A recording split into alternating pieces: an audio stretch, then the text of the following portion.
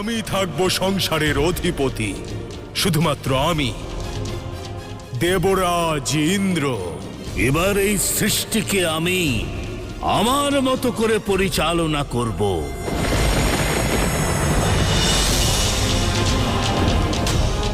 আর নিজেকে পাওয়ার কেবল একটি পথ, এই আমিত্বকে ত্যাগ করতে হবে। হ্যাঁ, এই আমিত্বকে ত্যাগ করে এর বশীভূত না হওয়ার তপস্যা করলে তবেই যন্ত্রণার তাণ্ডব থেকে রক্ষা পাওয়া যায়। আর যে ব্যক্তি নিজের আমিত্বকে ত্যাগ করতে পারবে সে পরমাত্মাকে অর্জন করবে। তারপর আর কোনো লোভও থাকবে না, আর কিছু প্রমাণও করতে হবে না, আর কিছু নিয়ন্ত্রণও করতে হবে না। কিন্তু যখন এই অহংকার, এই আমিত্ব মস্তক তুলে দাঁড়াবে, তখন সেটাই হবে যা রাজা দক্ষর সাথে হয়েছিল।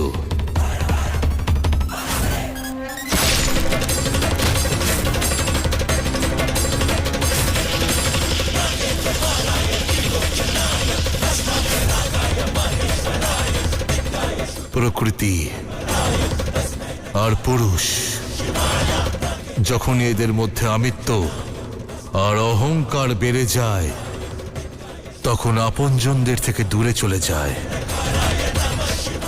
ক্রোধের জন্ম হয়, বিবেক শূন্য হয়ে যায়। সকল ব্যক্তি কেবল অধর্মের পথেই অগ্রসর হতে থাকে। আর এই অহংকার, এই আমিত্বের চক্রব্যূহকে ভঙ্গ করার কেবল একটি উপায়, ত্যাগ।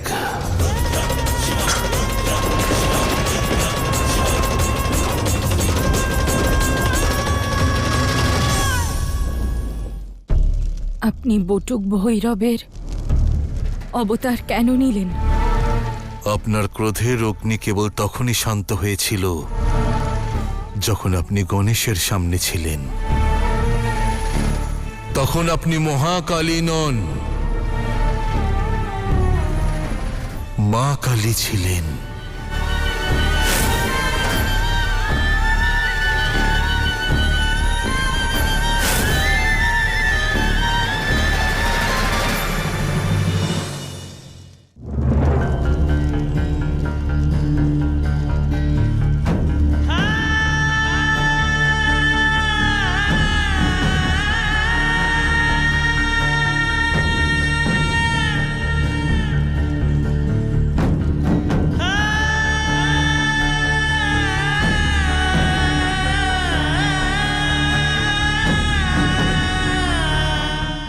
আসুন, মহাকালী থেকে মহাগৌরী হয়ে ওঠার সময় হয়ে গেছে। চলুন।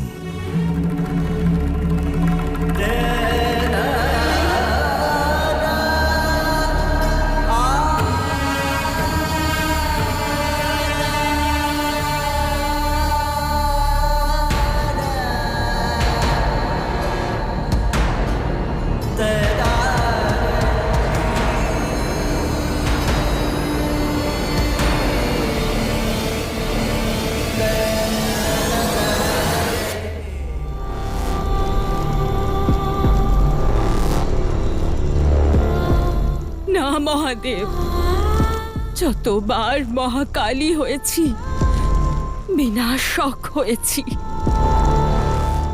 বিনাশের হুঙ্কার করে এসেছি। আমি নিজের ক্রোধ আর আবেগে সেই পার্বতীকে হারিয়েছি যে গণেশকে নিজের আঁচলে ঘুম পাড়াতো,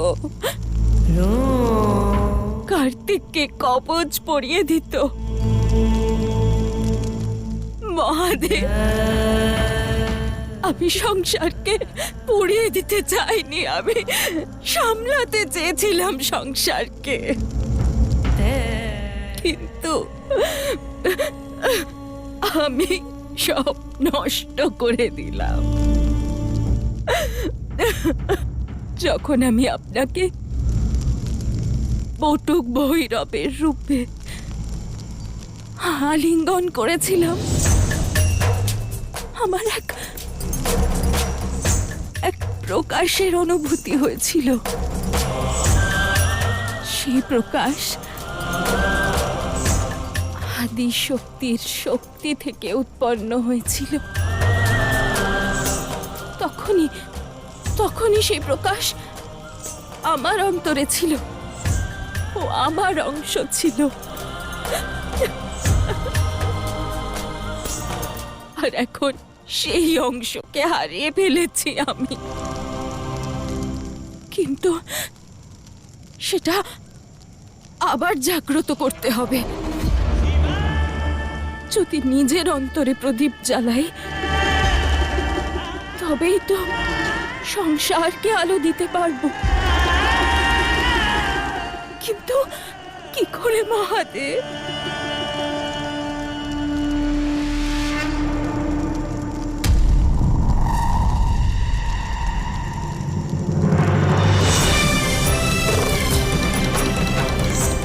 আমি সাহায্য করব মাতা।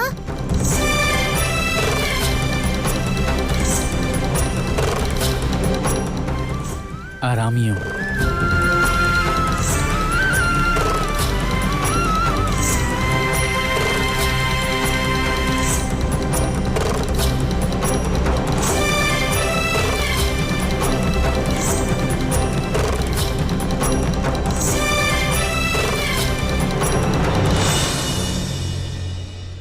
নারায়ণ, আনন্দের এই উপলক্ষে আমাদের একটা উৎসবের আয়োজন করা উচিত।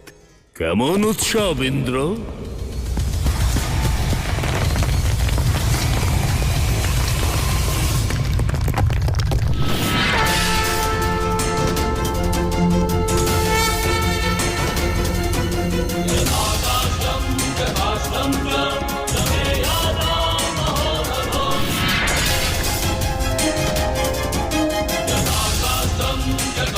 প্রণাম ব্রহ্মাদেব। কেমন উৎসব ইন্দ্র? সৃষ্টির সব কষ্ট দূর হয়ে গেছে, এটা তো আনন্দেরই ব্যাপার। কোনো কিছুই মেটেনি, না সংকট না অনুতাপ।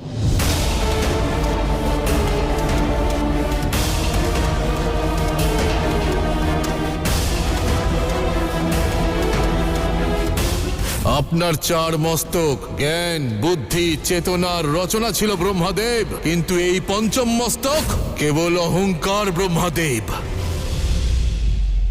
আপনার পঞ্চম মস্তিষ্ক পুনরায় জাগ্রত হয়েছে ব্রহ্মাদেব। ভেবে দেখুন, আপনার এই পঞ্চম মস্তক অহংকারের সূচক। সেই অহংকার যা জ্ঞান লুপ্ত করে দেয়,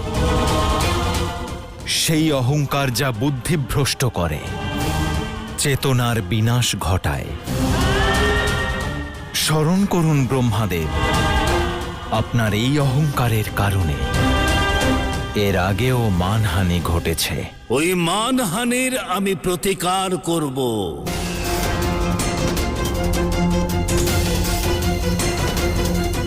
এবার আমি এটা সিদ্ধ করে দেব নারায়ণ। এই মুখ অহংকার আর অজ্ঞানের নয়, জ্ঞান এবং অকল্পনীয়তার প্রতীক।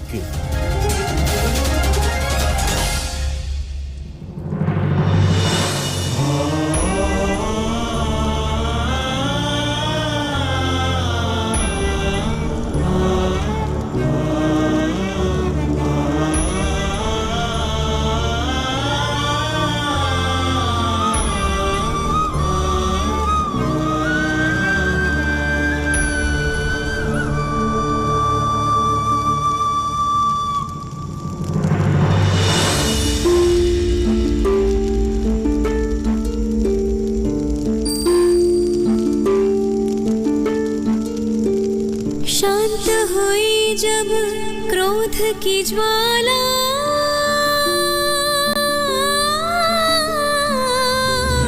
करुणा का तब बिखरा उजाला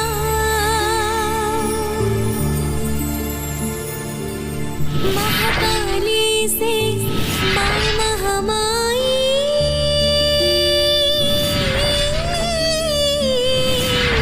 पार्वती के रूप में आई। शिव की विशेषता शक्ति की दिव्यता दोनों ही प्रेम की है भव्यता। तप त्याग तांडव परिचय है दोनों के, दोनों से दोनों की है पूर्णता।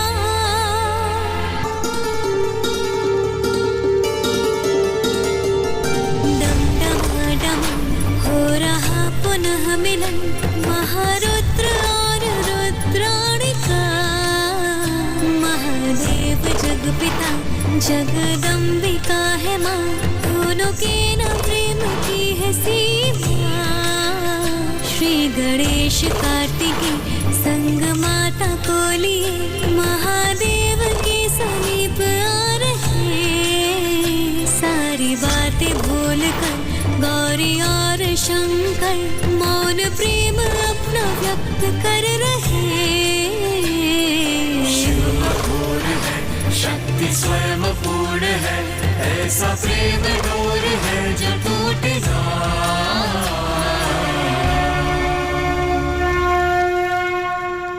আমাকে ক্ষমা করে দাও পুত্র, তোমাকে আমার এমন রূপ দেখতে হলো। যতবার তোমার আহ্বান আমি শুনিনি, যতবার আমার ক্রোধ মমতাকে ছাড়িয়ে গেছে, সে প্রতি মুহূর্তের জন্য আমায় ক্ষমা করে দাও।